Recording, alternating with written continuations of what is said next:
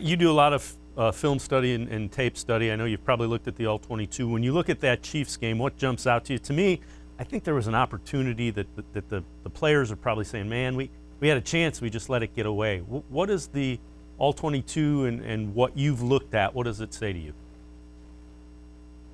Yeah, the Chiefs went 2 of 5 in the red zone, missed an extra point, missed a field goal, and Patrick Mahomes didn't play the final 29 minutes, and the Browns still lost. And I think it's completely acceptable, and matter of fact, it's accurate to say that the Browns both missed an opportunity last Sunday and had an extremely successful season. Both are true. When I look at the All-22, and what really just straight up surprised me about Sunday was the Browns' lack of explosive offense. They just did not match the production of their defense, and a lot of that is attributed to Patrick Mahomes. If Patrick Mahomes doesn't leave that game, the Chiefs are probably en route to 550 total yards of offense and scoring 40 points. But they didn't do that. That's not what happened. So you can't say Patrick would have done that because we just don't know. The reality is he left the game. The Chiefs scored 22 points, and the Browns couldn't generate an explosive play when they needed it. And from watching the All-22 specifically, you really got to credit the Chiefs defense. Simply put, they had the Browns figured out. They knew where the play action shots were coming. They weren't scared of any of the Browns receivers. They locked up and played physical man coverage, even putting guys like Jarvis Landry in the dirt on some routes sometimes. They just punched the Browns in the mouth with their physicality on the outside and, quite frankly, knew when the deep shots were coming. They had the Browns scouted. They had their tendencies figured out. And that's going to happen. This is Kevin Stefanski's first year as a head coach, his second season calling plays. As this offense grows, we've seen Sean McVay have to do it in Los Angeles, Kyle Shanahan have to do it in San Francisco, and that is going to be the growth and what I'm interested to see as we go into next season and into training camp. As far away as that sounds, there's going to have to be some expansion of the offense, different ways to generate explosive plays rather than just bootleg and shotgun throws. And I don't know where that's going to come from. I would like to see Kevin Stefanski explore the seams more often with a tight end. David Njoku had a nice grab on Sunday on a seam route that the Browns just really don't throw often. They don't even run it, quite frankly.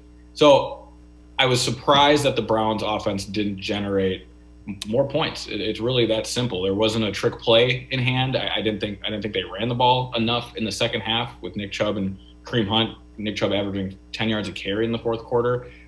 Things just got away from him, and that happens. It's the biggest game of Kevin Stefanski's career, the biggest game in recent Browns franchise history, and you're facing the defending champs and Andy Reid. It's okay to say they missed an opportunity and still had a great season, because that's exactly what happened.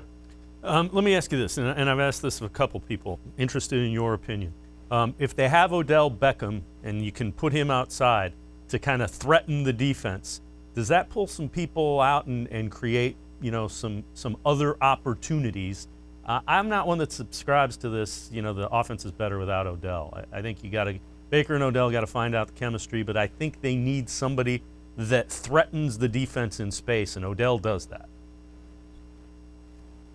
Dave, we're headed for an offseason of get rid of Odell Beckham Jr. because Donovan Peoples-Jones has shown us enough. And as good as DPJ played, and he's showed plenty of promise, and he's probably going to be a Brown for quite a bit here, he's not Odell Beckham Jr. You can't replace a guy like Odell with a youngster. It just doesn't work. You're not going to find one in the draft, and there's not one on this roster other than Odell Beckham Jr.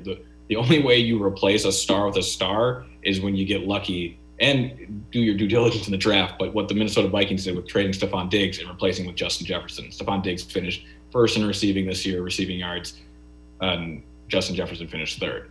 That doesn't happen in this league often.